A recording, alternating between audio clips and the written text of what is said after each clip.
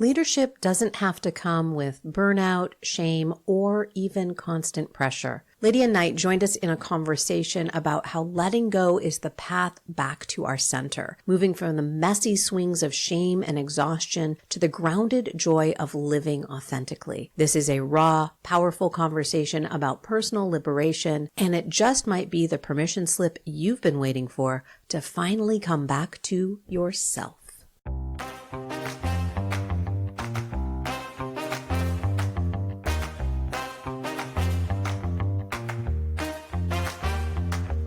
Hi there. Welcome to the Empowered and Embodied Show. I'm Kim Romain. And I'm Louise Neil. We're two transformational coaches who are also fellow travelers on the path of growth and self-discovery. And we're inviting you along for the ride. That's right. We're right here in the trenches with you, navigating the ups and downs of life. And each week we'll be sharing our own experiences, bringing you conversations with amazing guests, and exploring insights and strategies that have helped us find more clarity, confidence, and ease in our lives. And trust us, we do not have it all figured out. We're learning and growing right alongside you. So if you're ready to rise above the chaos, doubt, and confusion that sometimes life throws our way, and step into a more empowered and embodied version of yourself, then you're in the right place. Let's get started.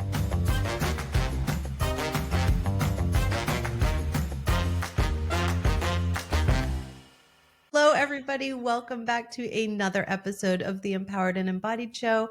I am one of your co-hosts, as always, Kim Romain, joined by my lovely co-host. That's me, the other co-host, Louise, joined by, we have a wonderful guest today. I'm so excited. And this is Lydia Knight. Thank you for saying that, wonderful guest. Lydia, we are so thrilled to have you here. So Lydia Knight is a paradigm-shifting author, speaker, and executive coach. Her memoir, Split, chronicles her deprogramming from indoctrination, while her new book, and I believe I have the right title here, The Centered Leader. Is that the new book? So The Centered Leader is out, celebrating that, and then Thought Leader is going to be our upcoming book. Is the upcoming. Okay, that's what I thought. So Centered Leader is out, and then the Thought Leader is coming out. As founder and CEO of the She Center, a top 2% woman-owned business globally, Lydia's innovative work has been featured on numerous media outlets. A cult survivor doing exceptionally well, Lydia's work empowers women to create their own path to freedom.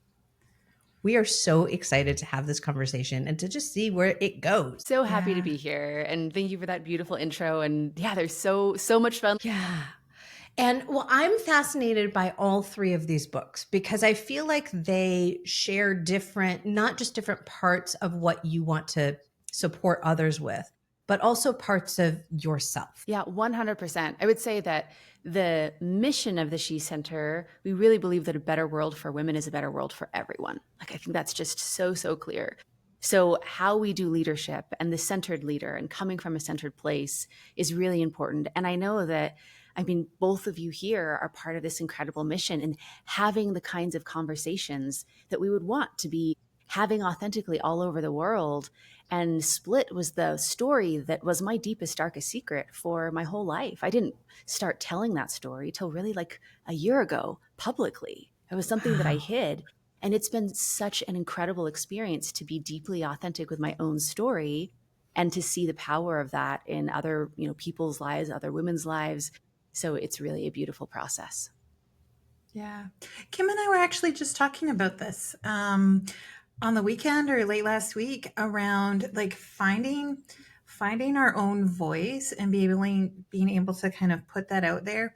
And how do we, I don't want to say embrace our trauma, but like, how do we like really allow it to be part of who we are?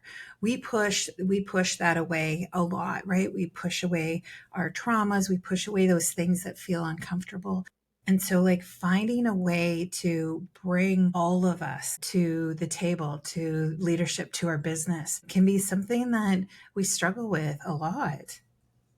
Oh, absolutely. And especially at first, right? Because shame really thrives in secrecy. So if we feel shame about something like this is part of my story that I don't want to tell anyone else, then we really have this almost like visceral feeling of I'm not safe if anyone else knew about this. And the moment that we break through with someone who's trusted, someone who can receive our story, and we know there isn't judgment there, like there's discernment there for sure. But as soon as we break through to, I'm authentically sharing, it's incredible for our brain and our nervous system and our souls to just understand, like, not only did I live through it, like I'm here to tell the tale, it didn't actually kill me, but there's also this beautiful safety and empowerment that we feel of how good it really feels to share all of us and to still be received by the person who's listening and us. It's like, oh, it's still me, just an even more authentic version of me. Yeah. Well, and I think we fight that. We fight this authentic version of ourselves so much. I know for me, it's been like trying throughout my leadership, my career, all of that stuff I did pre-business owner. I did try to fit myself into a box. I did try to, like, very much in all kinds of ways. So it's not just about like these big stories that are a part of us that we push.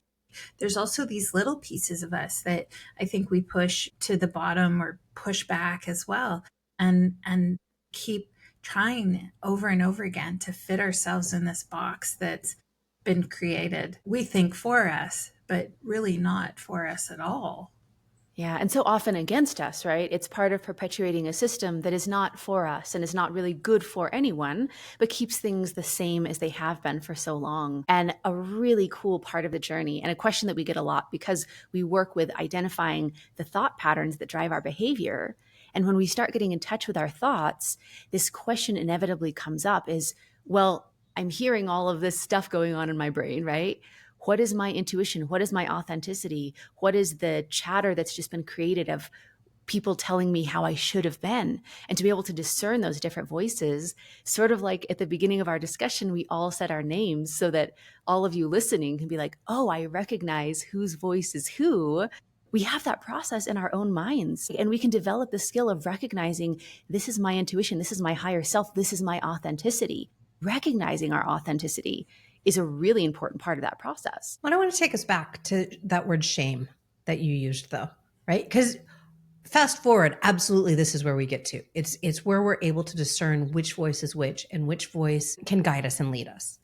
But if we go back to that place of, but I'm having these thoughts, I'm having all of this happening to me, around me, as part of me, it viscerally, physically, somatically, whatever word you want to put in there, it is overwhelming and it floods us, particularly when we have that shame coming in, where it is now we've created a lifelong narrative that there's something wrong with me, or I did something wrong to create this instance in my life.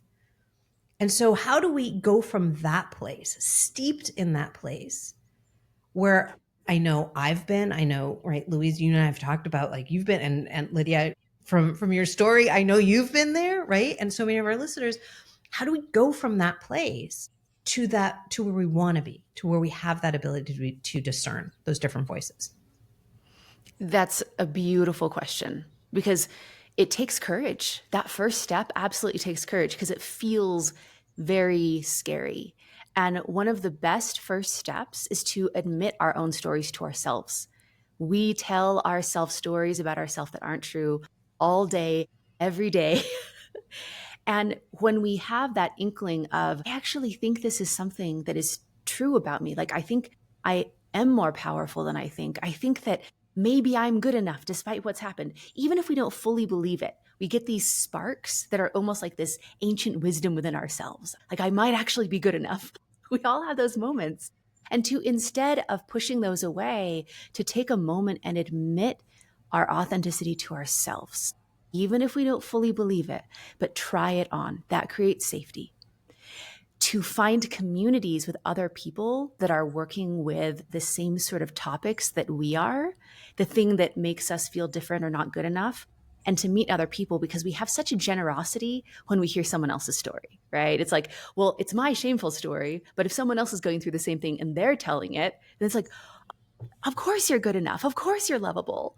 And we start hearing those words generously given to someone else, and we start understanding they're true to ourselves. So admitting our own stories to ourselves, being in community with people who are moving through the same thing so that we feel all our stories in other people. And then also having events or like going to places or healing modalities. Or I'll give you a quick example. So we do this in-person experience. It's like 3 days long, called Deprogram. And on day one, we're bringing something that makes us feel shame, that is holding us back, that is limiting.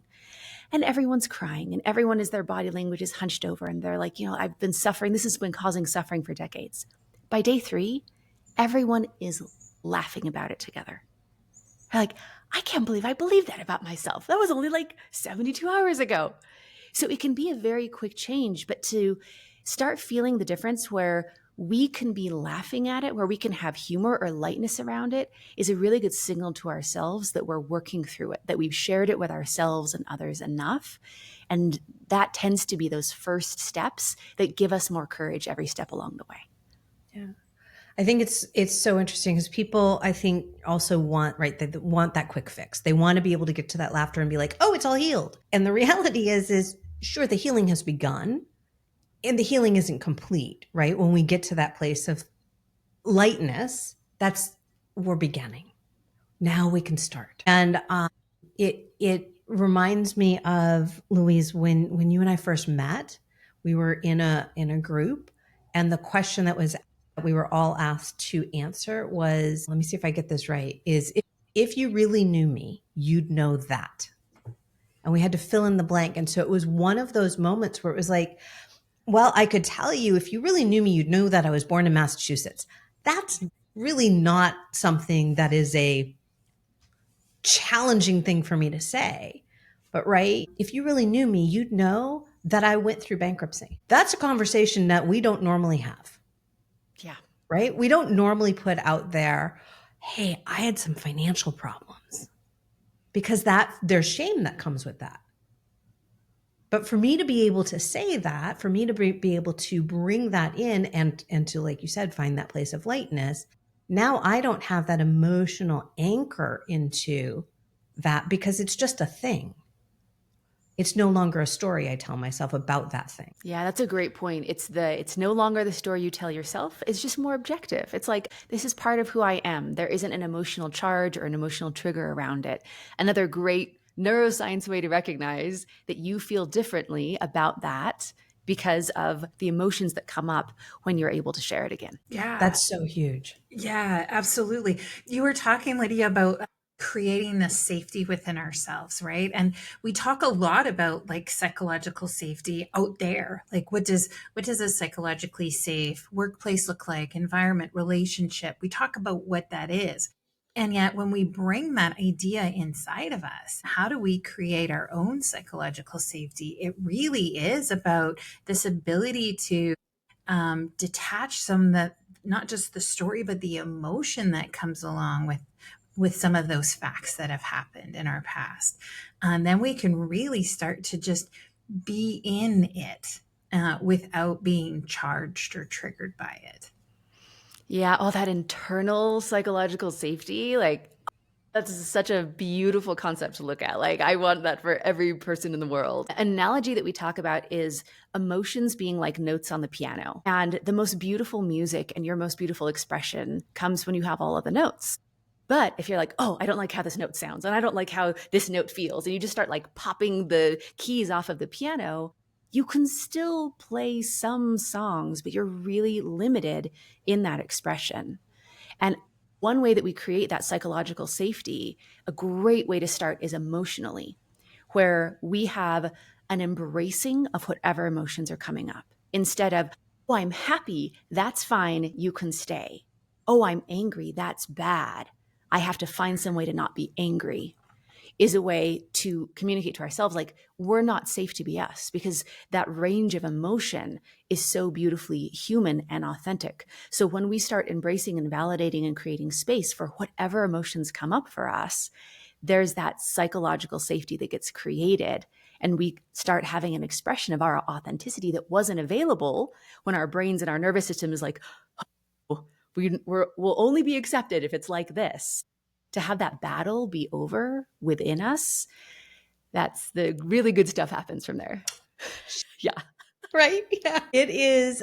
So, two things that I heard in there that I wanted to pull through. One is no judgment, right? It's an emotion is an emotion is an emotion. I like talking about emotions as just energy and motion. There is no judgment. And oh, by the way, there's more than three. I feel like people boil it down to like 3 to 6 emotions, and that's it.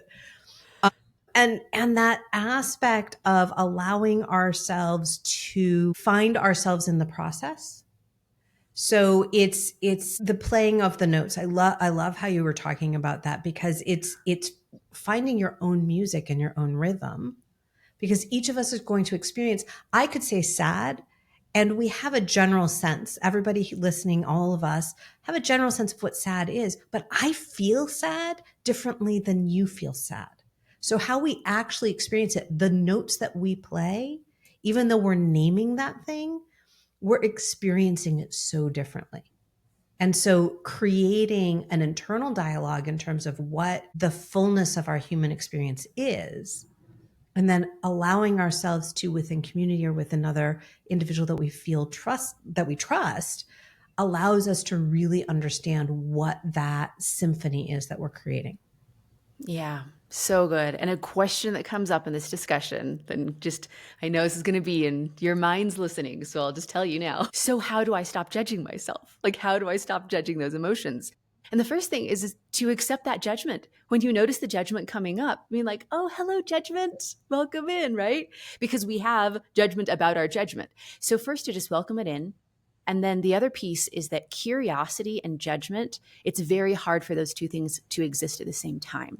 So as soon as we feel the judgment coming up, give it space, validate it, enjoy it, because it's got its own music, its own notes, and then get curious about it in a really like kind, curious way. And you'll find that the judgment just sort of isn't existing anymore, because now you're in curiosity. And we can do this toward ourselves and other people.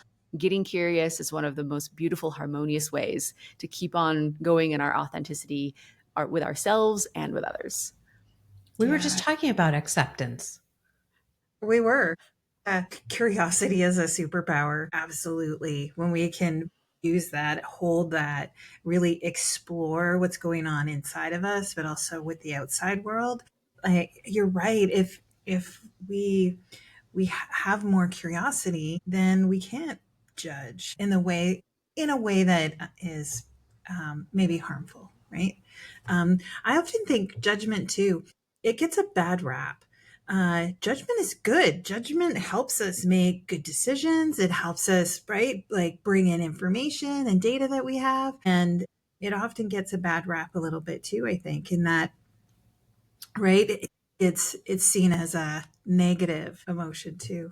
I'm chomping at the bit. No, you're talking about discernment. And this is the magic of being accepting of our current experience. Because if we put a label on it of like judgment bad, then we're trying to push it away. But if it's like judgment curious, there Mm. is discernment in this judgment. There are gifts to this judgment. There are benefits of this judgment. And we start getting the benefits of whatever our current experience is when we're in a state of curiosity. It's so fun. We can nerd It out is on so this all fun. day. So I'm curious a little bit, Lydia and Kim both, is that like, so we started talking about how words are like they're put out there and we make assumptions when we use these words, especially around emotions, that we know how they present in other people. How have you seen kind of that detachment, or how do we detach from that so that we can kind of be with someone in those emotions and not say, well, I know how you feel, right? Like that's the key piece of like empathy. I know how you feel, so I'm empathetic. And it's like, but we feel differently. We just talked about that. We can have the same word for things, but it presents differently. It feels differently. So how do we use this and the words and really boil that down to being useful? Yeah. Okay. So I have an incredible partner. His name is Steele, and he was a professor. He's a feminist, and he's just like this amazing writer, and he's amazing. And he is someone who has absolutely examined his privilege and toxic masculinity that he, was socialized with.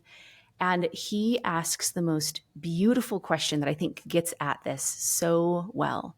is if you are describing how you feel, like I'm sad, or, this thing happened, or whatever it is, he will, with curiosity, which I think is another important key to this, is like the theme of what we're talking about. He'll, with curiosity, he'll ask, he'll be like, what was that experience like for you? What does that feel like for you? He's not making an assumption of like, oh, I know how that feels, or let me focus on myself instead of you, or let me tell you how to fix it because I know your experience. It's really from a place of curiosity of like, oh, asking. Like if we want to know how it's different, to really ask and find out, what is sadness like for you? What is your experience right now like?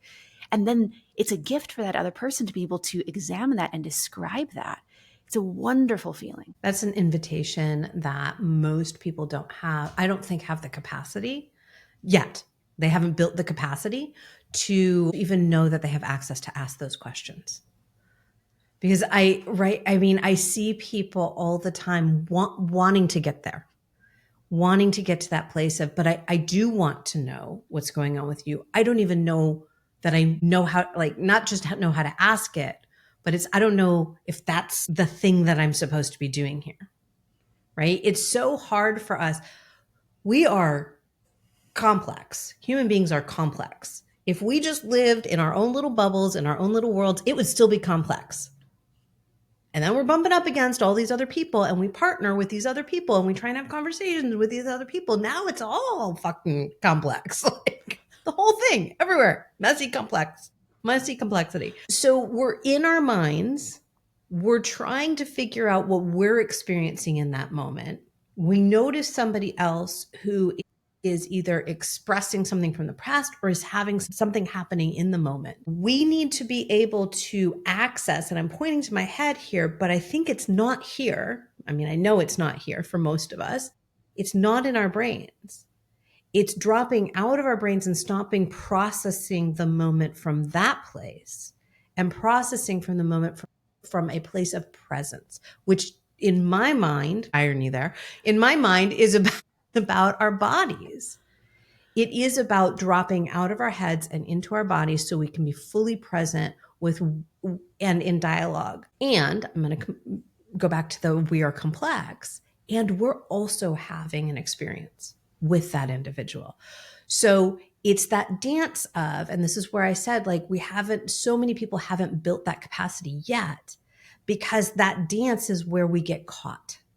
We get caught in trying to figure out, where do I fit in here? Do I fit in here? Should I fit in here? And we're still processing our stuff and losing that aspect of presence with each other. Absolutely. And this is why part of what we repeatedly say in our community is the world is a better place when you are centered. Mm-hmm. When you know how to be present and center yourself, you can have a conversation where it's about that other person, where you're actually listening, where instead of everything they're saying turns into the complexity of what that does to you and what that triggers in you and what stories it brings up for you, that it is actually about the person that you're interacting with and listening to. So I think one of the best ways to start practicing the skill is to practice centering ourselves in that present place. Kim, I love how you like pointed to your forehead with like, yeah, I think it's in the body, but you pointed to the mind. Fun little neuroscience nerding out here is the forehead behind there is the prefrontal cortex. That's the part of our brain that we're in when we drop into our body, when we're present. It's our lower brain, like the back sort of lizard brain, we call it the chatter brain in our community, that's the part of our brain that we're in when we're like, can't even hear the other person because we're having so much come up for ourselves. So it's interesting. You pointed to the right part of your brain to drop into your body, to be present. Yep. It fascinates me. So we've been watching House MD, the show from the early aughts. Our daughter, our 15-year-old, just started getting into it. And so we've been watching that a lot lately. And the number of conversations they have around what is or is not happening in someone's brain. And I'm watching them from my world saying, y'all are overcomplicated. Like, I know you're trying to like spitball all of these options that are out there, but you now have way overcomplicated. And it always happens when they come back to this place of the simplest answer is the correct answer. I'm like, yes, because you all just overcomplicated that. And I think that's what we do with each other. We do that in conversation, but we also do that with ourselves with this idea of centering. I know my clients are all the time. They're like, what do I need to do? I'm like, not much. It doesn't take much, but we think it does take much to center ourselves. Really, it's fascinating to me how scary, and I get it because for a lot of us, our bodies aren't safe. They don't feel safe yet. So going back to, right, even the beginning of the conversation of finding that place of safety, how do we even begin to start now creating the safety in our body so we can center ourselves? Yeah. And we call it chatter, right? These thought patterns that hold us back. But I'll share a common piece of chatter that comes up for people in the centering conversation is there's something else I need to do or be or master before I can center myself. Like, I need to learn how to be safe in my body. I need to work through all my past stories. I need to. And I'll give you a visual that helps us to understand what centering actually is. So we talk about the shape of a healing journey, which is the shape of how a pendulum moves. So we're off center, we're on one side, and then we let go of it. So let's say we're in a toxic relationship, we're off center. When we let go of that, there is a momentum that swings us back to still being off center, but on the other side. It's a reaction to where we came from. And that's actually a really healthy place to be because that's where we get to do our deprogramming and that's where we get to know our authenticity. But it goes from I'm in this relationship to I will never love again. Sure, like spend a moment there because that's probably a valid reaction to where you came from, but it's not where you want to live. Where you want to live is centered. So if you're not constantly swinging back and forth on this pendulum, it's more about letting go than doing something more. So you react and then you learn to let go and let go and let go, and you naturally, organically come back to center. When you think of a pendulum, center is the place where there is no effort. It is effortless forever at that centered place. And that's where the authenticity and the joy and the beautiful like life of our dreams happens in our dream relationships and authentic love, if we're talking about the relationship pendulum, right? So much of centering is you can learn skills to do this. You can understand how to do this effectively, but it's a process of letting go and letting go and letting go so we don't keep swinging back and forth. Goosebumps. That's acceptance, right? Like that's what that core is that it's this ability to continually do that. This isn't a one and done kind of thing, right? This is like, and I love that analogy, that visual that you shared, Lydia, because it is absolutely a continuing letting go so that you get to come to this centered place, and then you get to do it again, and then you get to do it again and again and again, and like there's so much joy in that for me. Like when I think about that, it doesn't feel like laborious and like I'm gonna continue like going through these self-help books and I'm gonna keep improving and doing all of this personal development. And it's like, no, it's like, it's this ability to fully trust, right? Like when you're on that swing, you got to fully trust that you are going to stay on it when you're at the top, and you're going to fully trust that it's going to swing you, right? And it's this trust that we build within ourselves that by letting go, we don't smash into the sand at the bottom of the swing, right? By letting go, we actually get to enjoy the swing itself. And we get to keep doing that over and over again. Yeah, I love that because it is about an acceptance. And only through that can we then start building our trust within ourselves, right? That's a key ingredient to being safe is that trust piece. And by letting go, we actually get to build that trust within ourselves because we know what's going to happen, but we have to do it. We have to do it first. I just kept hearing, wee, right? Oh, that's so great. Thank you for everything that you added to that visual because it's just like yes, yes, and yes. And if there's any chatter that comes up of, well, then to be centered, I need to learn how to trust myself. No, you need to be in the process. And through the process, then you have these beautiful moments where you're like, I don't know exactly when it was, but I trust myself now.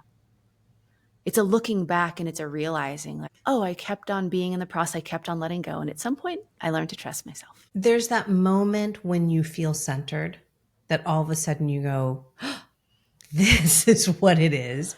And I didn't have to effort to get here. Yes. That's the thing that I think is fascinating that I've experienced myself, but I've also seen in my clients and others that I know. It's that place of recognizing that's the thing. That's what it is. Absolutely. And then you have a reference for what that feels like. And with our earlier conversation about emotions, you said, Kim, we don't have like 3, 6 emotions. We're complex beings. And we tend to develop this emotional home of the emotions that are usually a handful that we practice every day. And you can change that emotional home. Like if you have an emotional home of stress, you can create an emotional home of gratitude and peace. And you can do that in a predictable process way. And having that reference for like, oh, this is it. That's what it feels like to be centered. You can practice that and create that as your default. Like we have so much power as human beings to create our own experience in life. Just had this conversation with my 15-year-old this morning. Right? She's working on this idea of she deals with anxiety, her mom deals with anxiety, her dad deals with it like a human being, we deal with anxiety. And so the conversation this morning is she's trying to figure out, what do I have control over? What do I not have control over? What do I have control over? What do I not have control over? So she gave me a list of things that she legit had control over. And I was like, and what else? Because she had been spinning in some of her thoughts and she hadn't yet gotten to that place of recognizing, oh, wait, there's another possibility available to me here. And once she found that, that was again like that pendulum. It was like she was done with the wee, wee. It was, she got to that centering point and she went, and you can actually see like the shoulders drop and the breath is there. And it's like, you're there.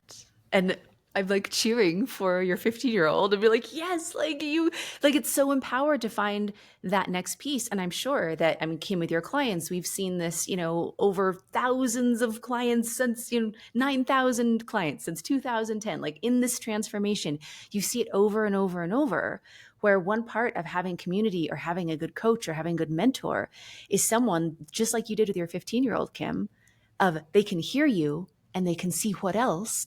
And they can ask you in a kind, curious way, what else?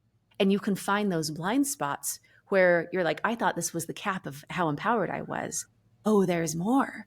Like that's how we change the world, is being able to support each other that way and be in community that way. Oh, and just like the 15-year-old, the resistance is thick with some, myself included. But I want to also normalize that, right? Because it's beautiful when it clicks. And being asked those questions from a loving, compassionate person who's holding space from you can also sometimes, the resistance can be thick because you're not there yet. And that's okay.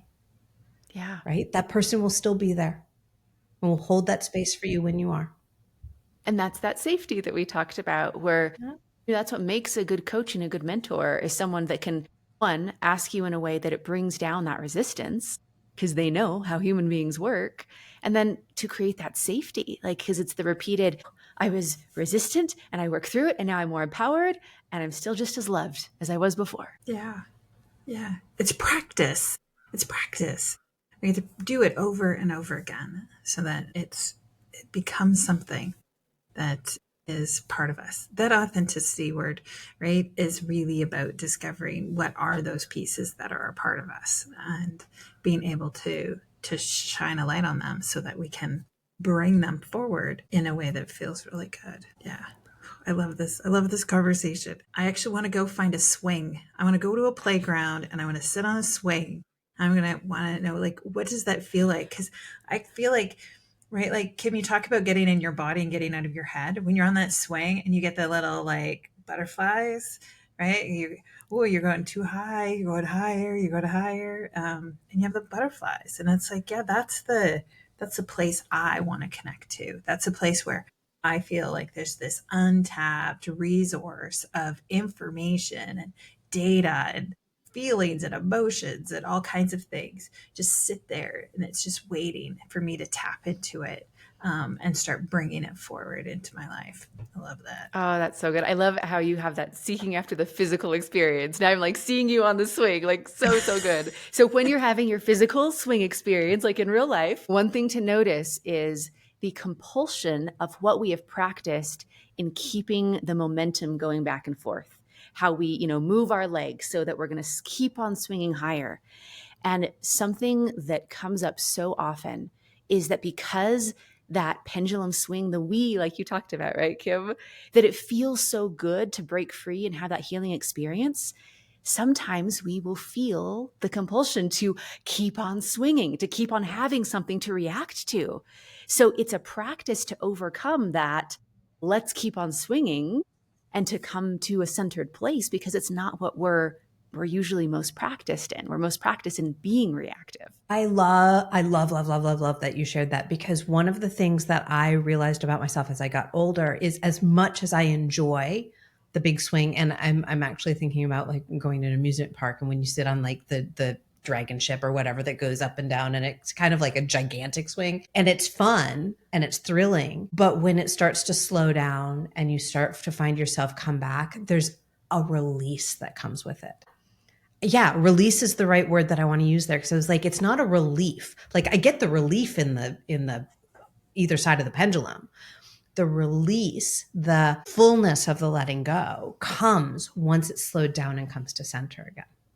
Mm-hmm. But I didn't realize that until I was much older. I just was enjoying going back and forth. And there's an important part about that, right? Mm-hmm. Like, that's the swinging, the reaction to the letting go. There is a lot of authenticity we discover there, but the rest is artificial, right? It's like the first momentum. All right, that's part of it. The rest that we create is an artificial, like, well, I'm going to keep on reacting to it. And it's interesting because, as we have clients celebrate that every year, they're like, I didn't know my life could be any better. And then it just kept on getting better. And I didn't even know to even want this. That journey, something that comes up, it's like, my life is better than it's ever been. And I'm so happy. And I have a new emotional home, but nothing quite feels as exciting when I came to you at first and I was in crisis. I was in burnout, or I had an eating disorder, or whatever the big problem they were fixing. And like the first couple of months are like, it doesn't feel as exciting. I'm like, good. Because it feels exciting to get out of the burning building. But if you keep on going back into the burning building because it was so exciting to get out, you're never going to be building the house that you actually want to live in. Yeah. And that doesn't feel as exciting. It's a practice. It's a brick by brick. And it's a way better life than continuing to run into the burning building. But it's not as thrilling. Yeah. Well, because you're feeding an addiction. You're feeding that drug of that cortisol rush of like, woof. Yeah. Right. I need this. I need this. I need this. And it is so interesting. Like, for a long time during my healing journey, it was, is this it? Is this like, am I boring now? And then I realized, oh, I'm so not boring, but I'm also not living at either end of the spectrum. Like, that is, do I experience it? Sure. And I even said, as we're coming into this recording, I'm like, it is a day and life is lifing. And I am feeling a little bit of that not having quite as much fun in it, but it's there. And now at this point, it's so funny. I don't want to be in that anymore. Mm-hmm. Now I want to be in that place of, when I experience it, I keep going back to, like, I'm so glad I have so many friends in the somatic world. I'm like, send me your best videos, because, right, it's like, I can do it for myself. And it's so much easier when there's somebody supporting us.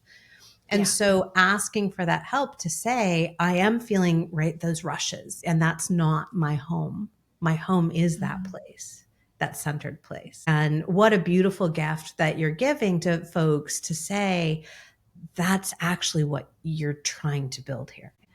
And it really is such a beautiful thing to recognize, because even on like a neurological level, when you're like, oh, this doesn't feel good because I'm so used to being centered, that is my emotional home. When it feels uncomfortable, you're like, I literally have different neurological connections now. I have a different brain. I have a brain of someone who's calm instead of anxious all the time. It doesn't mean that we don't have moments of anxiety, but it's not our addiction or our everyday or our emotional home.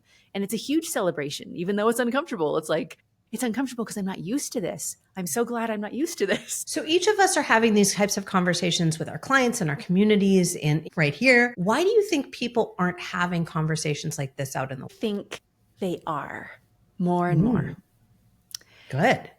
I think that these kinds of conversations are not ones that get clicks because they're not inflammatory headlines that get paid for ad spend. And I do believe that when you're in this sort of like grassroots, like working with clients and talking with friends and building community, these conversations are happening more and more.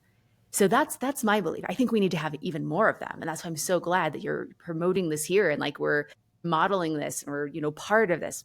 Beautiful. It's happening more and more people are seeking it. And I think it's happening. And I think it's making a difference.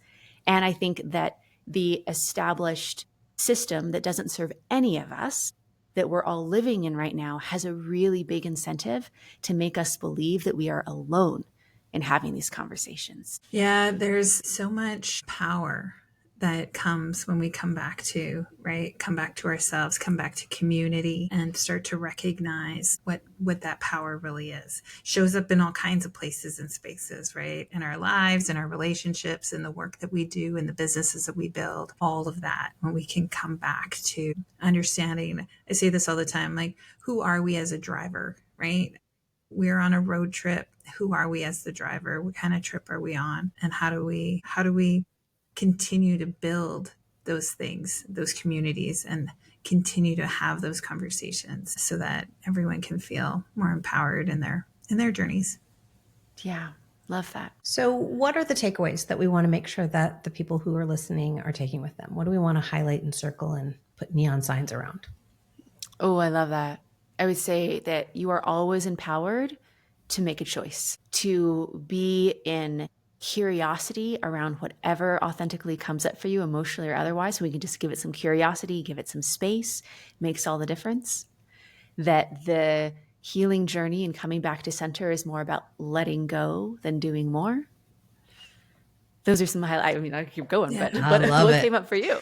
Yeah, yes, and all of those things, right? The whole pendulum and the whole like visual and idea of like how do we come back to self? How do we come back to center? And that's where that is, right? The bottom of the pendulum, the letting go and the acceptance and what that really feels like in my body, like really grounded and then coming from that place now and now what do I get to do when I'm from that place? How do I step into that? I love that. Yeah, I'm taking away swings and pianos. Swings and Perfect. pianos. The old piano swing. The old piano swing. Right? Because we are creating our own symphony. And so to allow ourselves to have, right? It's like I want to even go one step further within the piano to like go to one of those organs that's like has all the multiple levels of all the keys that you get to play with and the buttons and the levers and all that. So that is absolutely something that I'm taking away and really want to make sure that people heard because you have more than 6 emotions. You really, really do. Promise. Play them all. Promise. Yeah. And right, finding those places where it starts to feel safe to experience the language around it because you already are feeling all of those things. You just don't have the language for it. And that's okay. Yeah. And then the swings, it's this beautiful idea of I still love swings and understanding that part of my love of swings is finding that place where I get to just be in them. So Lydia, can you let our folks know where they can find you, connect with you, hear more of this juicy stuff you love to share in the world? Oh, yes. So I believe that these kinds of conversations, that's how we change the world. And what our vision is, and what might be out already by the time you're listening to this, because we're getting very close, is that we have an app coming out that is woman-owned, woman-developed. There are no ads. There are principles that we are sharing for that no one used to learn about for under $7,000. They were very high ticket because they're like highly effective, taught to executives for, the last 14 years. And we have decided to put them on this app for free for every woman in the world. And those who aren't women as well are welcome. But we believe that one of the best chances we have in changing the world and making it a place we want to be is to uplift women and their wisdom and their leadership and their influence. And so we are going to have the She Center app that will be free and open, where we're going to be sharing these principles and encouraging women to gather with their communities in she circles and to be learning and discussing and rising together as they have conversations like we've had today about the very principles that are most effective to come back to center. So that is available. You'll be able to find that along with other, upcoming events and beautiful things happening and great resources at theshecenter.org/podcast. And a fun little neuroscience hack is your brain really pays attention to celebration. So as soon as you type in theshecenter.org/podcast and you see the page come up, like literally do a little happy dance, like where it just by yourself in your living room, where it'd be like, yeah, I went there, because you went from hearing a conversation passively. I hope it's been wonderful, but passively hearing it to now you're taking action. You're moving your body. You're typing in a URL. You're going to the page. And so you've taken it to the point of action, and it's great to reinforce that in your brain. So a fun little neuroscience bonus tip as well. I love it. Oh, so fun, so fun. And what a gift that you're giving to the world with this app, because I can see the ripples already. We're so excited. This has been my healing journey of deprogramming from capitalism, where we're like, all right, what if we were just in a place where we just gave a lot and just see what happens? And I don't know what's going to happen, but we're doing it. You are not alone, my friend, in that journey. I will say probably 80% of my clients are like, I just want to focus on giving and we'll just see what happens. And I love that. We're holding the space for that and just seeing what happens. Yeah. It's happening. It's rising. Yeah. Yes. Thanks, Lydia. Thanks, Kim. Thanks, listener, for joining us today. I had a swinging good time. Oh, boom. Thanks, everyone. Take care. Bye for now. And that's all for this week's episode of the Empowered and Embodied Show. We hope today's episode has sparked something within you. Remember, we're all on this journey together. If something did resonate with you today, why not share it with a friend who might need to hear it too? You can find us everywhere you listen to podcasts. Don't forget to subscribe so you never miss an episode. And if you're feeling generous, leave a review. Your feedback not only helps others find the show, but also helps us understand what's most valuable to you. Until next time, be kind to yourself, stay curious, and remember, we're walking right alongside you. Thanks for being part of our community.